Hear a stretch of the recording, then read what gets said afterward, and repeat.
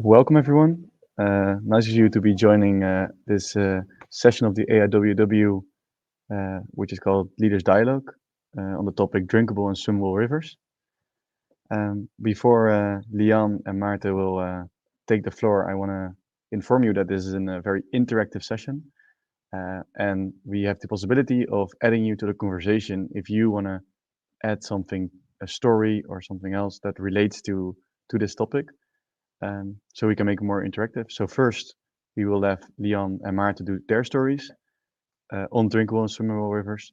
And then next, you can indicate in the chat if you have questions or if you would like to call on stage and share your story. So let's begin. And first of all, I would like to welcome Lian and Maarten to the session.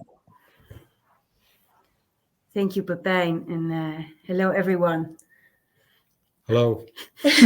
Maarten is hosting me here at Waternet in Amsterdam. So we have the privilege of actually being physically together, 1.5 meters. Yeah. And thank you, Pepijn, for moderating from Pakhuis de Zijgels in Amsterdam. And I don't know with how many people and countries and watersheds we are, but we're happy that you're joining today and this week. And maybe to begin with, because this is a follow-up of an earlier webinar that we've had about a year ago, early this year. There we were covered as one of the Amsterdam agreements, we as Drinkable Rivers. And there was also a watershed-based Amsterdam Agreement from Senegal who was there, and also an Amsterdam Agreement about Paris. And Paris got inspired by Amsterdam City Swim to create a Paris City Swim in 2024. And we wanted to really have a joint session about that, but actually today is a national holiday in France. So we had the luck actually that you are available, Maarten, and because what all has experienced here in Amsterdam was an inspiration for Paris. But before we go into the swimmable river, I would like to take you along in a little bit about me and Drinkable Rivers for the people who don't know. And sorry for the people who already do know, but then it's a repetition, right? And it gets just deeper into our memory. So I'm going to see, I just want to indicate already that Saskia has already joined the conversation. Nice, I see. And she is more links with Paris and Exactly. Amsterdam, France. Great, wonderful. Welcome, Saskia. Yeah.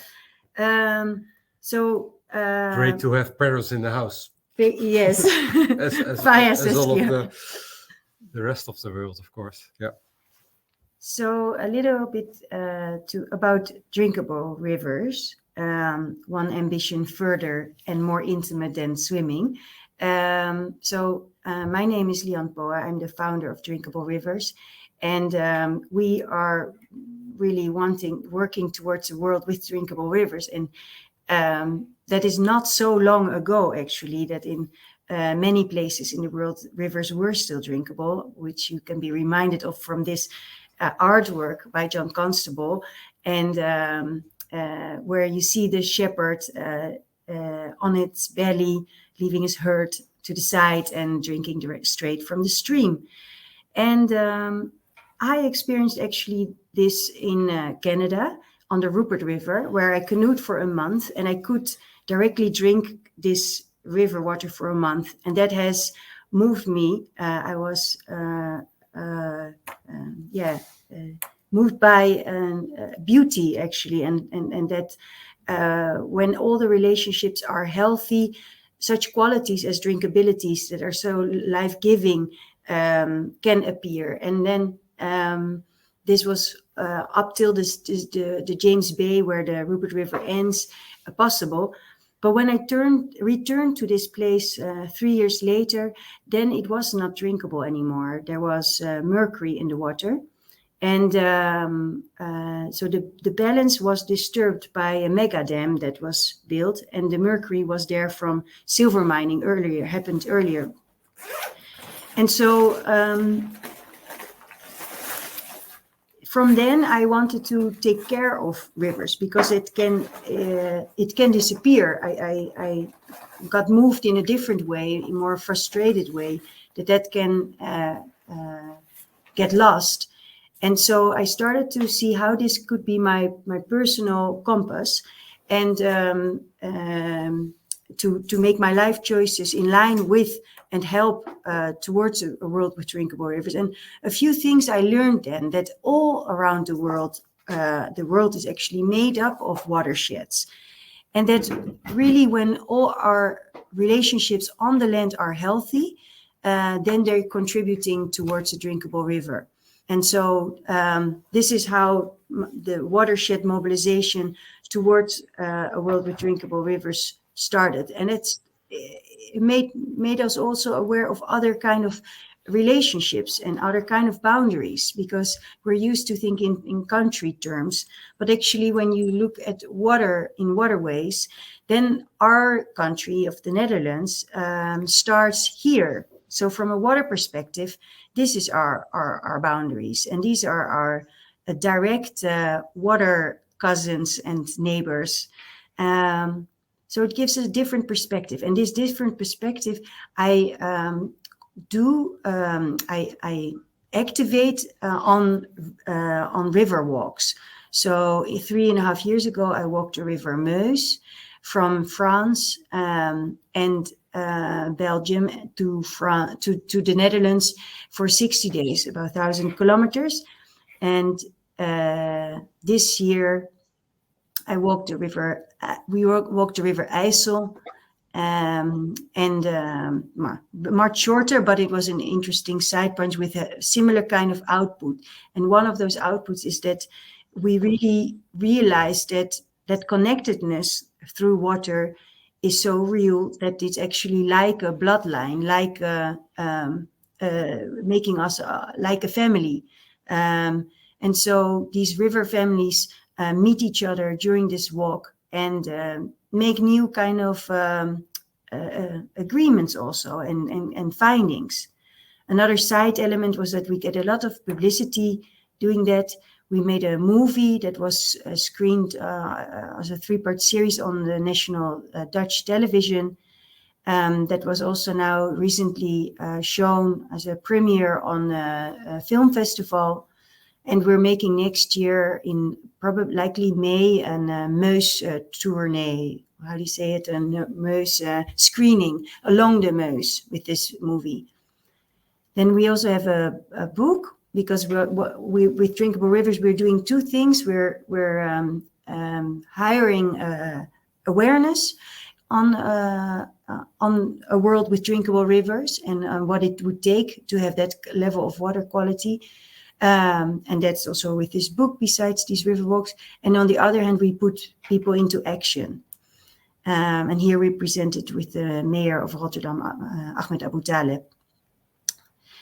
During these walks, we do citizen science. So we really want to engage children to experience their river, to start loving their river, and because that's a basis to care. And here you see then this experiencing. Here we do the research, but that's also why we're focusing today also on the Swimmable river. So in this way, we get a baseline study of what is the quality of the river now, comparing to what will it be later on, or what will be upstream of an industrial park and what will be downstream of an industrial park. In this way, we're mobilizing a whole community around the world. We call hub organizations, where they can mobilize and do their measurements. So these blue dots were when I walked the river IJssel, and now we continue growing this. So if you know of people who would be interested in that, it's very accessible to become a hub and mobilize your community with that. We have a little bit back. We have a whole toolkit and manual and a community engagement platform with a data platform. So this picture actually will be old in a few weeks' time. We are updating our data platform. Putting to action thread is also Mayors for a Drinkable Meuse, which is actually the Amsterdam Agreement, because this watershed initiative inspired also the Mayors for Drinkable Rivers worldwide. And this is actually what the name is of the Amsterdam Agreement, adopted also by Amsterdam International Water Week. And so here it's a concrete collaboration of mayors who are all committing that they say our river is our lifeline, we're all dependent on it, and so we must all take care of it. And they are then committing also to making their first step and their next steps. It's open for them what to do and how to prioritize, but this is what we did, what we're doing now. And 2 weeks ago, okay, so this is where we are agreeing to making that commitment in like a declaration. 2 weeks ago, we met in Belgium, in Namur, hosted by Mayor Maxime Prévost, who is next to me with a scarf. We were then, so it grew from the 10 that you saw on the bridge in the two pictures ago to now 40 of us, and from the 3 countries that is. And we were then also exploring how would it be that we also in the Meuse take the Swimmable Meuse, or at least having swimmable events around the Meuse in 2024. And here you can see that inspiration for Mayors for Drinkable Rivers and the Amsterdam Agreement.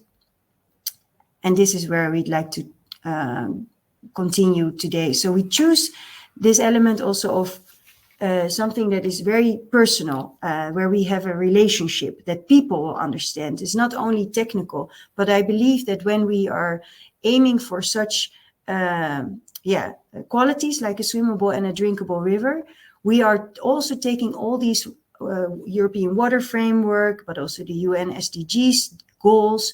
We're working in line with that. So this was, for now, my presentation. So we can go deeper into it with questions, maybe after your presentation, Maarten. What do you think? Is someone looking at the chat, Pepijn, to see? Well, yes, I do. There have not been any questions so far, but if people want to they can question at any time. So we're still waiting. Yeah, shall we continue then? And yeah, please. Let me see.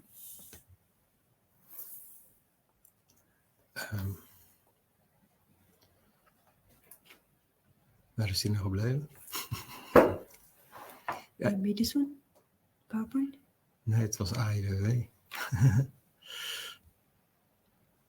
Hey. This one? Nee, dit is maar 3 sheets. Sorry, something at the AIWW moet het zijn. Even kijken hoor. Window. Ja, die. Share. F5. It works. It works, but it's not full screen yet, but it will be. Yeah.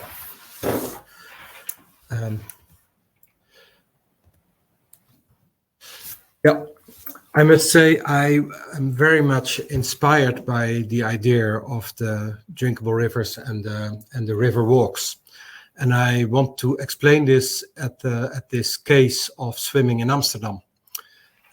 Because what we see, and I want to try to have a 5-minute pitch, maybe 7 minutes, but because I have too many pictures, I would like to pitch this example in Amsterdam on swimmable Amsterdam Canals, because it has a technical aspect, but it also has a societal aspect. And I'm a technician, and it takes me time to connect to this societal aspect, and you really helped me in doing so, I must say. So I really enjoyed thinking about this, and I want to see if I can share this. So I have this title. When we look at Amsterdam, we look at delta people who need a water connection, because people live in this delta city and live and work and enjoy the city, for instance, by swimming. And this has a technical aspect, because you asked me what was needed to make this canal swimmable. And I think this is technically very straightforward. So why are the Amsterdam canals swimmable? From a technical point of view, we first start at where is Amsterdam? Well, Amsterdam is in this delta at the end of the Rhine catchment. So the entire catchment flows through the delta, and in one of the branches of the delta is Amsterdam. So we are connected to the catchment. So I think the real place where we are is a very important aspect. And what's needed then to have a good swimmable place is we need wastewater collection, so sewage. Then we had wastewater treatment, and the treatment plants were in the city. So the canals were still fed by treated wastewater. And actually, 15 years ago, all these wastewater treatment plants were moved to the lower part of the city, to the western part, downstream part.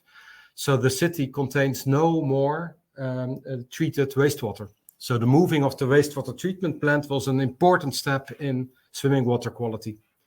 And then the final technical step is we need to have this information on combined sewage overflow, because the city center of Amsterdam has a combined sewage.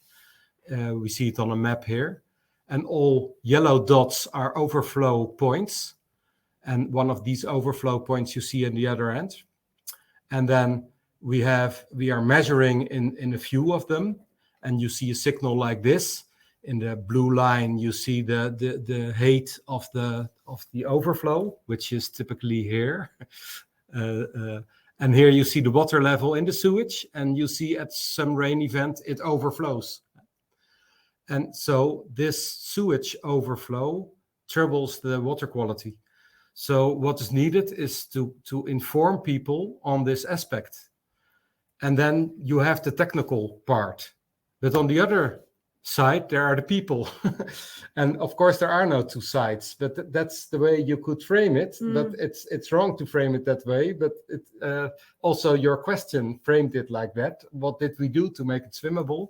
And then the second question would be the value of water. So it could be drinkable, it could be swimmable, it could be enjoyable, it could meet two standards. How can it exist and how can it persist? And then it's not technical, but it's people. It needs people connected to water, and it needs people caring for their living environment. And I want to go over this very quickly. Because Amsterdam in the delta, we see here. This is the River Rhine branch, and it connects to a canal, Amsterdam Rhine Canal. It connects to the North Sea Canal, and it connects to the North Sea. So this is one of these delta branches, and Amsterdam is here really in open connection to this delta branch. And Meuse is very important for Amsterdam because all water surplus is by Meuse brings it to the North Sea, and the canals are part of it, open connection, and there are rivers leading to Amsterdam, such as River Amstel. It goes through the mainly agricultural polder areas, low-lying areas, flowing to Amsterdam. It's this blue line here.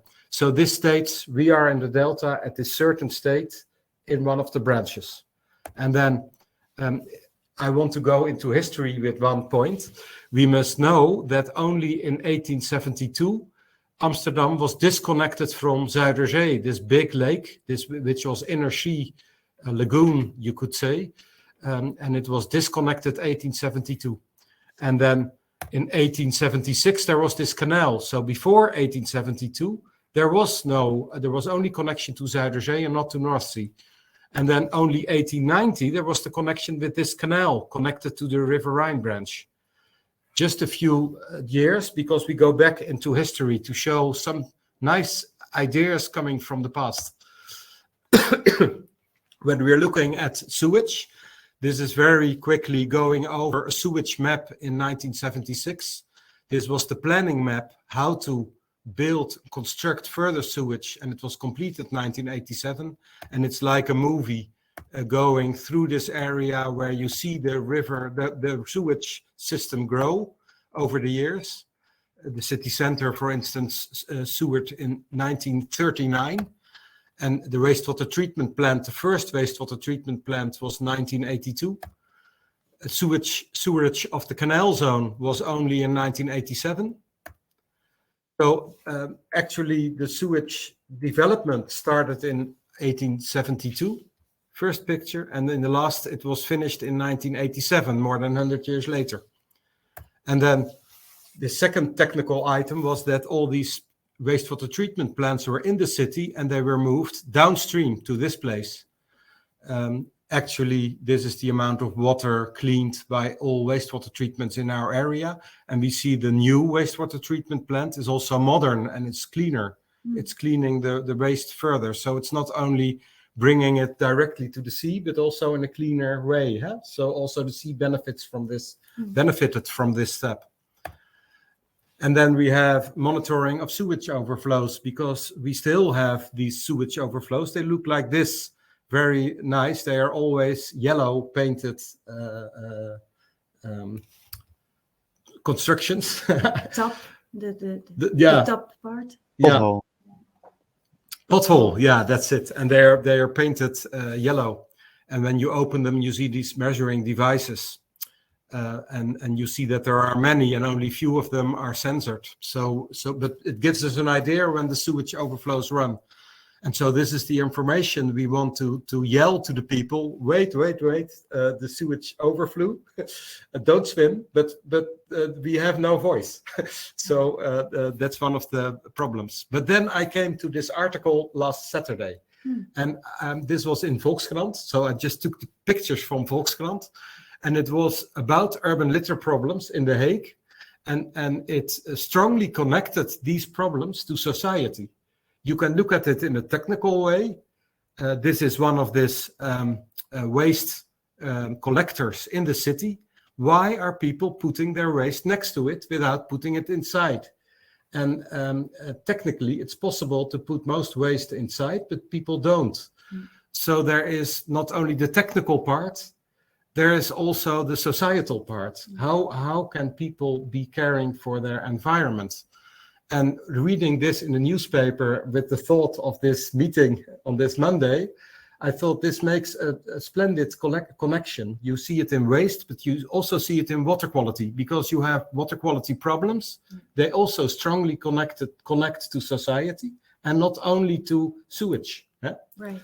And then I wanted to go back to this picture, because I promised to go back to the 19th century. This is a person learning to swim in Amsterdam in 1893. And now you must know, swimming in that time was not for fun. A lot of people in the Delta area work on the water, on boats. And in the 19th century, almost no one could swim. If you fell into the water, you drowned.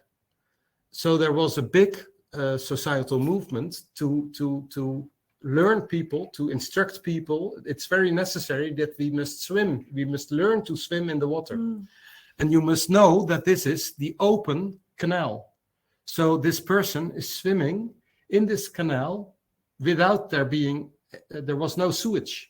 So he's swimming in a mix of rainwater and river water and sewage water. Huh? So very unhealthy. But it's not for fun, it was a necessity. And when we look at this map, Amsterdam in 1872, and we see these people wanting to learn to swim, and we go over this like a movie.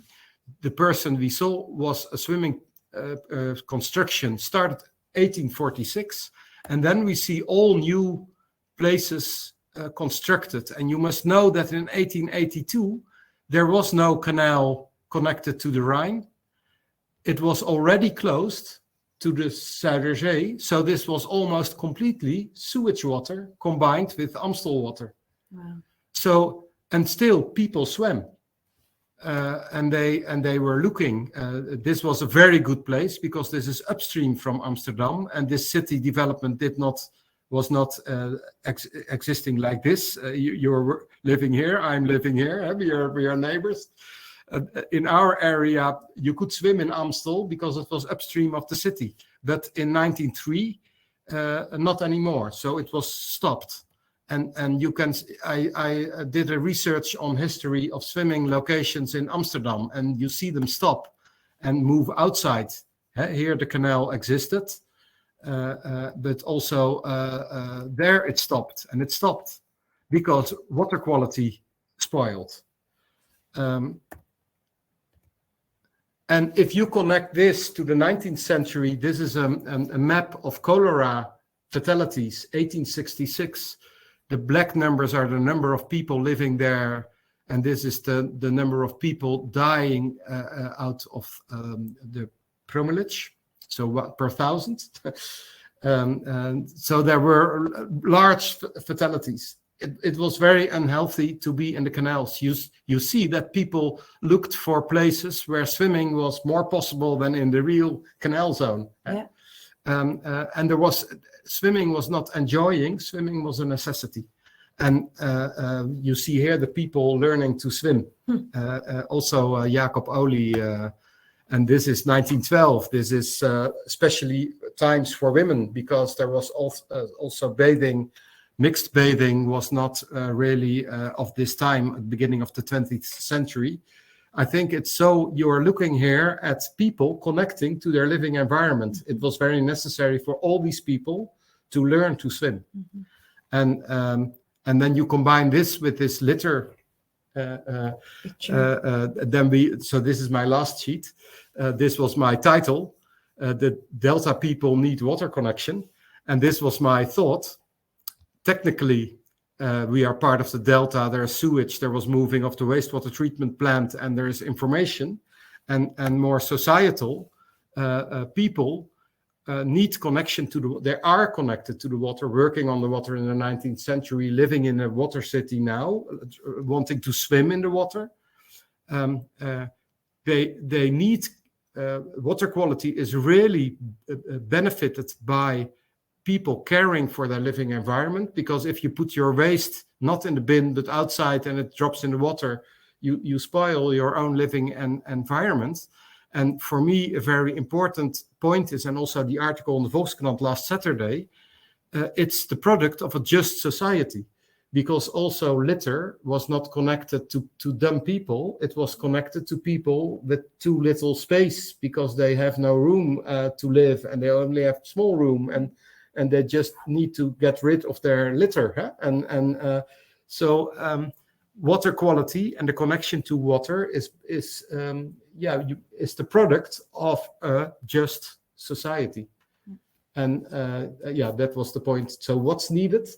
I would say it's needed that we have a just society. Yeah. En dan moeten we zien te stoppen.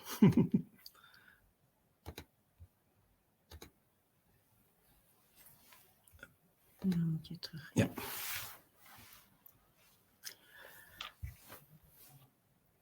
So thank you, Maarten, for that very interesting, both historical and very relevant up to the newspaper from, say, yesterday and day before yesterday.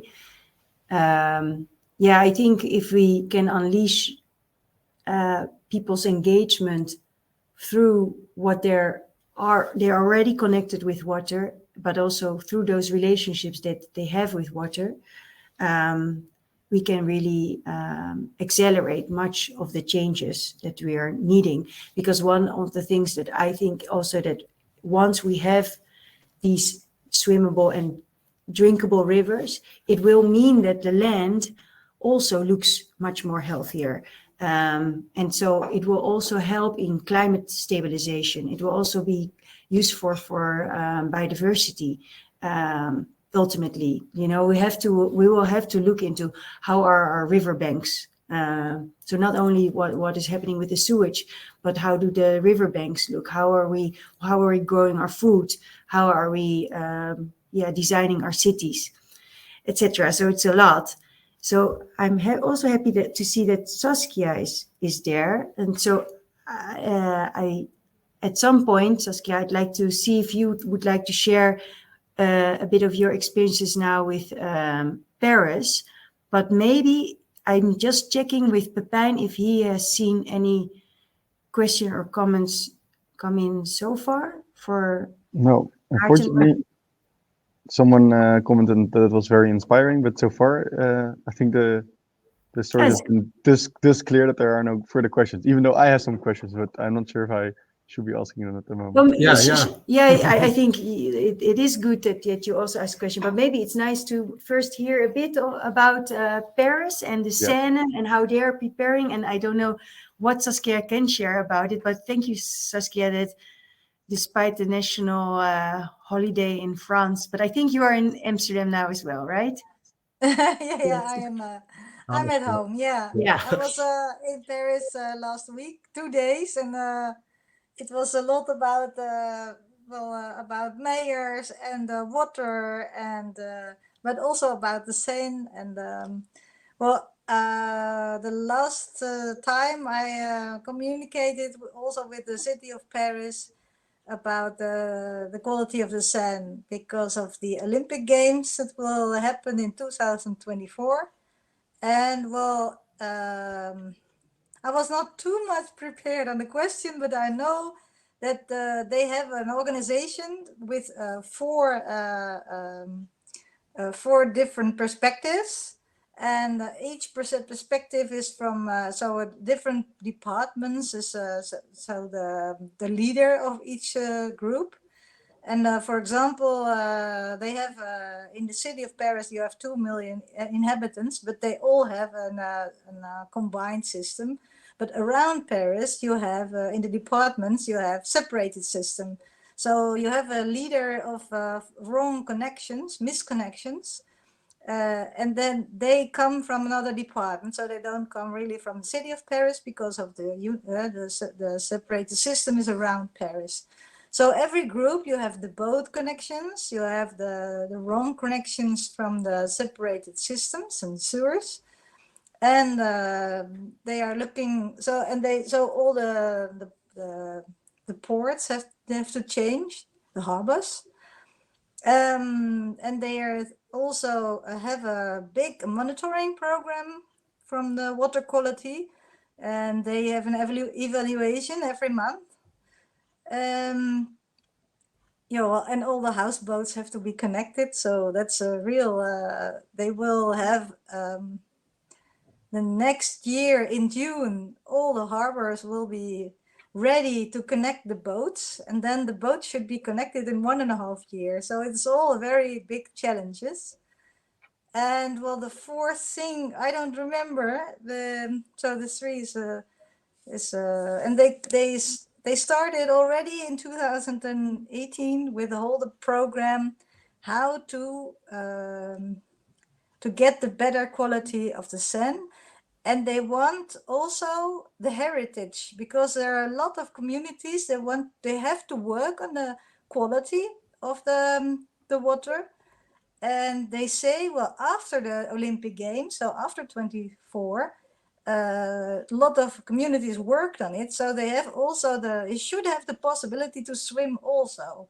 So now they indicated already in the Marne and the Seine, they indicated some spots where people in the future can also swim as a heritage from the Olympic Games. Very nice. Yeah, so that it's a continuous thing, that it's not the momentum. To continue the monitoring, but also to give something back for all the things that the communities do to get the quality of the water better. Very good. Thank you, Saskia. We might come back to you with another question, but maybe because what Saskia was explaining of how it's now in full progress, this in Amsterdam, it required also a huge collaboration, I can imagine. How did you do that? Do you remember a bit of? Yeah, if you look at the time that was needed to install sewage, it was more than 100 years. So because the most difficult areas, such as the Rio Canal zone of Herengracht and Prinsengracht, was the last one because the limited space. And so after the law stated that it should be done in 1970, it took another 17 years to finish this. So it's technically a lot of work. And in the law, it was more, it said the sewage needed to be all right. Emissions should be controlled to improve water quality, which was the 1970 law in the Netherlands. Really, when the Amsterdam City Swim began, it was 2012.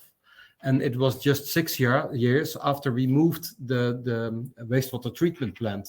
So they came in a moment that we did not know about swimmability, that they wanted to swim. And we just said it could be done because there's no wastewater anymore and there's sewage. But we really don't know. And so probably together we took some risk. And we dared to take this risk. And then in the years after, we started monitoring more and more, and we had better protocols to be safer. And I think, of course, you swim in outside water and not in a swimming pool, not in a chlorinated swimming pool. Swimming is not as healthy as it's very healthy because it's really it's also moving body. It's healthy to move. The flowing water, you mean? But even running is healthy, and like swimming is also movement is healthy. So of course swimming is healthy, but it's not the same as swimming in a chlorinated swimming pool. So there are risks, but people are willing. Really, the quality is comparable to official swimming water, so it can be done. And we made this protocol together with the people who swim of the Amsterdam City Swim.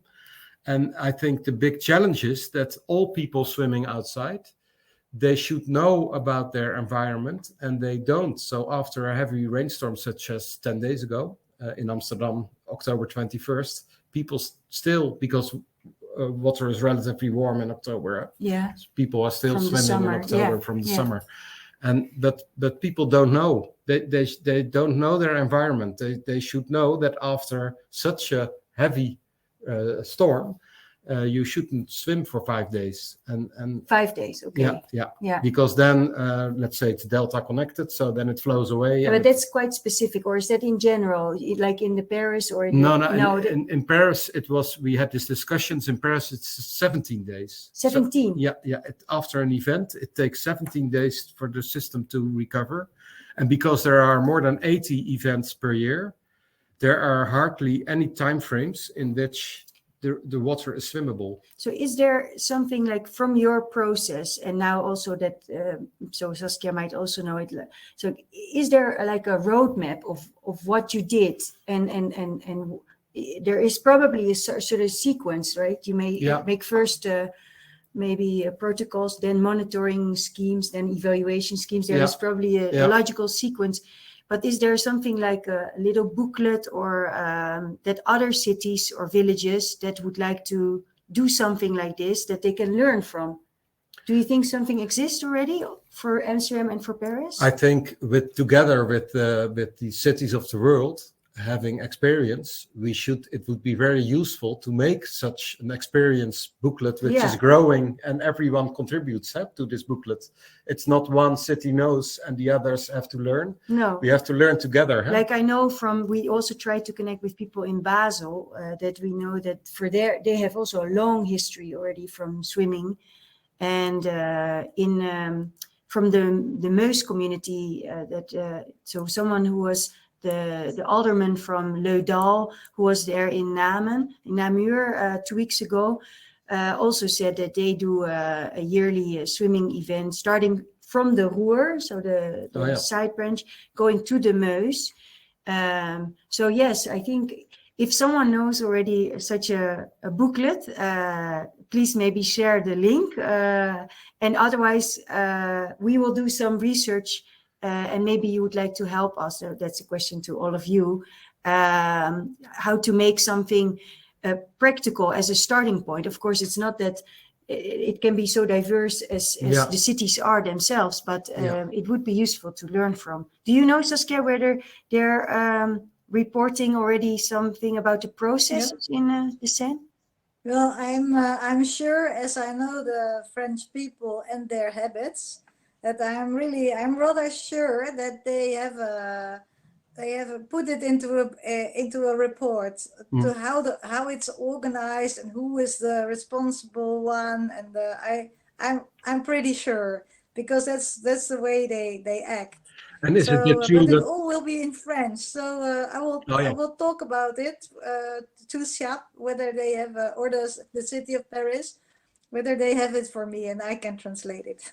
Yeah, perfect. And already for the French Meuse municipalities, it's already very useful then if it's shareable, if you can share it. And you I you can also ask know about SIAP and the city if you can share it. Yes. Thank you. You also heard in Paris, I think, from the connection to Berlin, haven't you?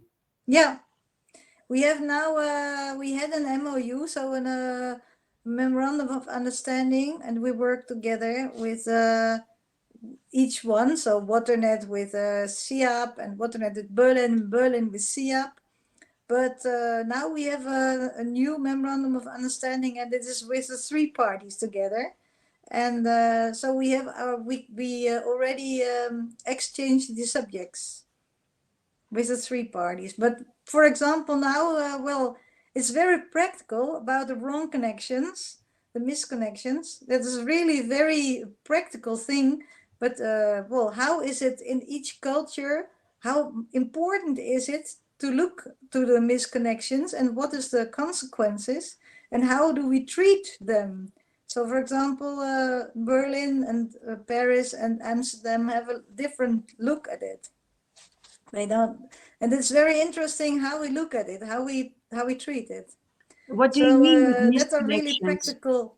What are wrong connections? That is that you have your sewer system with two pipes, and one pipe has the wastewater, and the other pipe has the rainwater.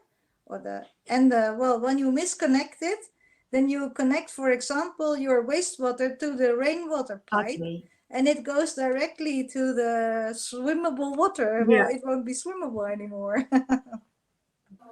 And that's very important when you have that. Then when you have a lot of misconnections, then yeah, your water can be polluted with wastewater, your surface water. And I'm now. Did some other people? I saw some coming in screen. I wanted to ask, I think Aiden to come forward, because he proposed an example in England. So I was very there he is. Aiden, could you introduce yourself maybe and share a bit of your story, because we've heard France and the Netherlands, but maybe hello. Hi. Hello. Yes. Yeah, I was interested in listening to that. I like the story about misconnections, because I've been in the Environment Agency for over 10 years now, and started as an officer out and about in my van chasing misconnections, most of which I never found or never got to the bottom of. I thought that was very interesting. One of the things I was interested in talking about is how there's been quite big news in the UK at the moment, river water quality and stuff. But one of the things was, we in Yorkshire have got the first kind of river bathing water on the River Wharf in Ilkley, and we do have non-coastal bathing waters, but not many. But this is our first kind of flowing river bathing water, and I was and one of the things it's the first the first time a bathing water could actually run dry, which isn't something that normally happens. The sea doesn't run dry. And also kind of how in other countries people, how there is a movement to go above and beyond what is required, because we as a regulatory authority really struggle to, a privatized water industry will only do the minimum it needs to do to meet the next goal. So just improving the Water Framework Directive status of a river from poor to moderate or moderate to good doesn't that still doesn't make it anywhere near the quality for someone to swim in it recreationally. But I was interested in like the Amsterdam example of such a huge infrastructure of moving sewage works out. You could propose that would be cost benefited out of, and so I was interested in how the mechanisms of other countries get the water industry to go above and beyond, and how we can think about our river bathing water, because we don't have any other example to go on, as our other bathing waters are all the sea. And with water industry, you mean anyone having an effect on the water quality as industry, or you mean Most the utility most of wastewater treatment. Yeah. So that's more than a question and to Saskia and you. Yeah. I guess. Yeah. But it's interesting that swimming makes people conscious of water quality to a larger extent than only plants and animals, which is an intrinsic value of water, the ecology.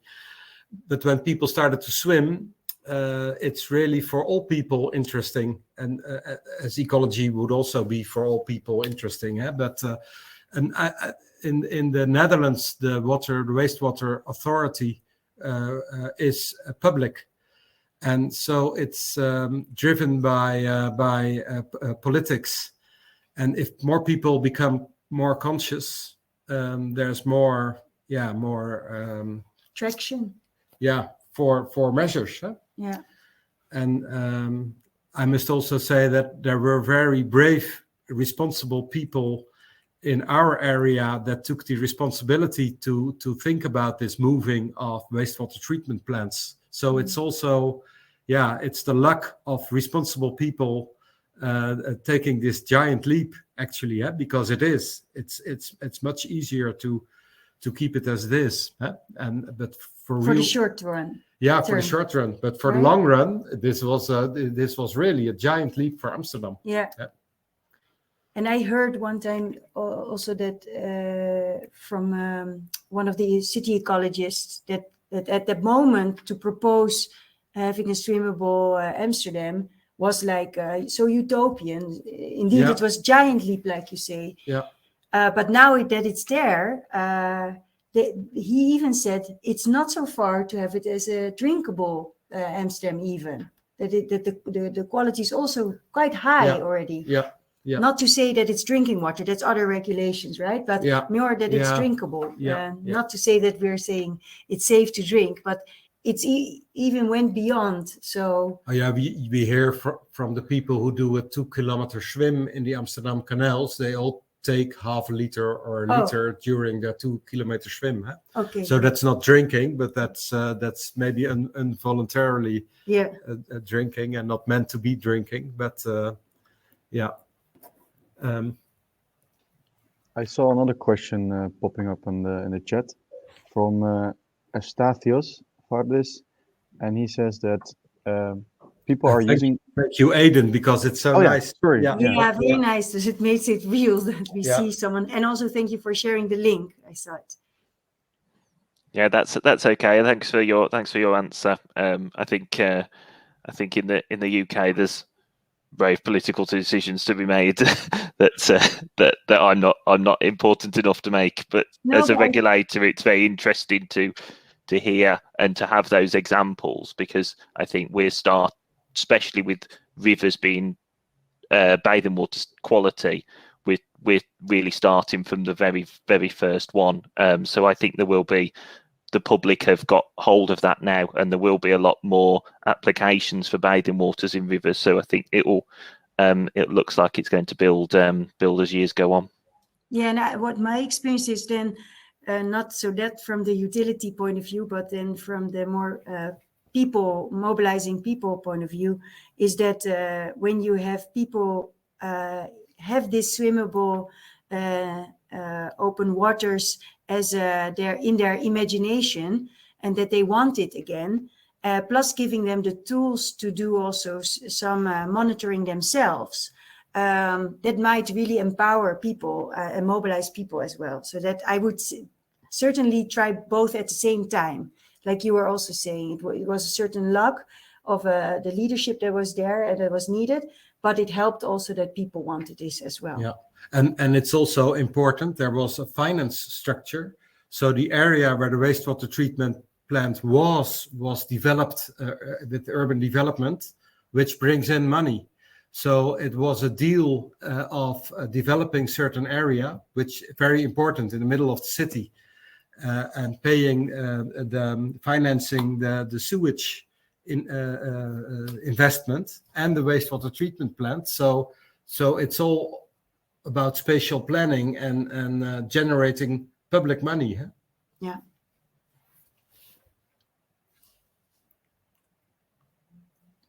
I have one more question from the audience. I can put that forward. Eustathios, who asking, people are using rivers and coastal waters as an extra treatment, nature provided service. It is different if the receiving waters are valued as ecosystems or waters from human use. He would like to comment on that approach. So a different view on how we would look at rivers and coastal waters. Do you would like? You would like to comment on that approach. So well, the approach. Yeah. Do you also want to be visible? Oh yeah. Faridis, and perhaps give a little bit of a context, or should we just try it? I think it would be nice. Yeah. I'm asking him now. If I start talking, I must say that there are many areas in the surroundings of Amsterdam where I think that very valuable ecosystems and recreation, like swimming, especially missile-powered recreation. Eh? If you swim, you are not really disturbing the environment to a lesser extent than if you would have a very speedboat. Isn't it true that it could go hand in hand? I like to say what's good for plants and animals in the water is good for people in the water. So you can go together. You can have nature conservation and swimmability together, because we are part of the ecology in that respect. Yeah. And that would be my approach too, that of course very, very vulnerable places you would like to, like many source areas, you would like to really keep as, say, an ecosystem where you really treat it with a lot of respect and caution, but to invite the presence of us as living beings as well, but that we come constantly with an awareness how we are part of these natural systems, because we are. And so it's not like, oh, when we're in the city we can break it, and then when we're at the source we can really respect it. No, how can we always respect it?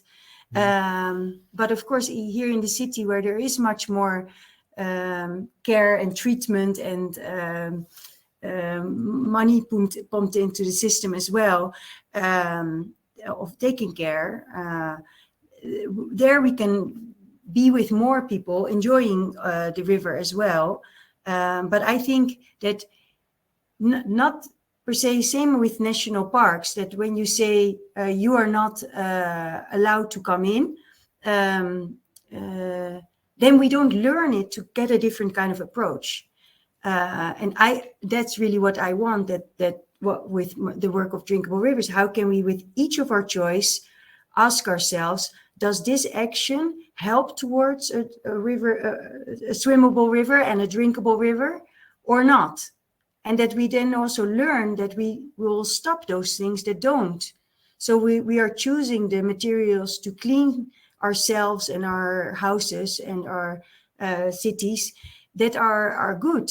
or we want to treat when there is a pest also on the land with materials that are in favor of the ecosystems for now and the long term. So that would be my comment. I very much like the perspective from your book about people dwelling in the landscape and people occupying the landscape. That you make a difference in your yeah, it's actually the work of Tim Ingold, a professor in Scotland, but he makes the distinction between people really dwelling in a place, becoming part, a co-inhabitant, and really working with the qualities that are life-giving, rather than occupant that is just using.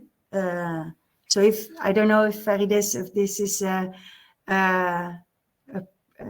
approaching your question or not, but thank you for your question. As a moderator, I would like to say that we only have 2 more minutes, so I would. Then your question, Stijn. What was your question? Yeah, my question was multiple because I was so surprised that it's such a technical aspect in order to get clean. But then, Maarten, my question was more of like, does it depend on people as well, like on the single decision of people putting it forward, and like what is the manner of the mechanics of it and the people, like? But that's a really an elaborate answer, I would assume. So I would rather. Now you can state this very shortly. If the people want to make a good city and want to be part of a good living environment, the technical measures are there. I think it's more important that the people are having this soul for their living environment than it is that we should only develop techniques.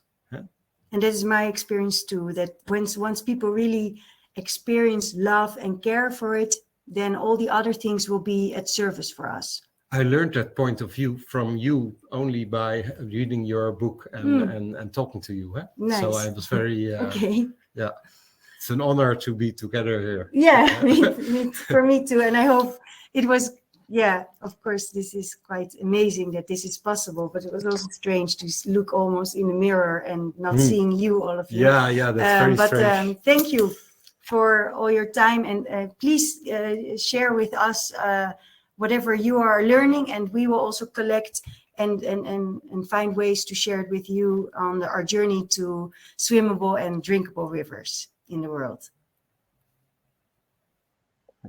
Thank you very much. Yeah, I put the links for the Drinkable Rivers and the Amsterdam City Swim in the chat. So if people want to contact you, they can do that through those channels, I think. Thank everyone for joining. Thank you, Saskia, also for joining. Yeah.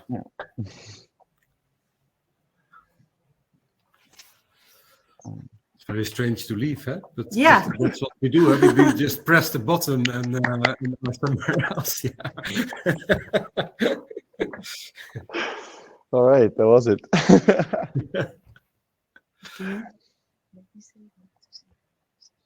Yeah, we'll put on the slide for the. Willen we dat nog niet? Ja, oh ja, ik denk het wel. Ja, are you sure? Yeah, we are sure.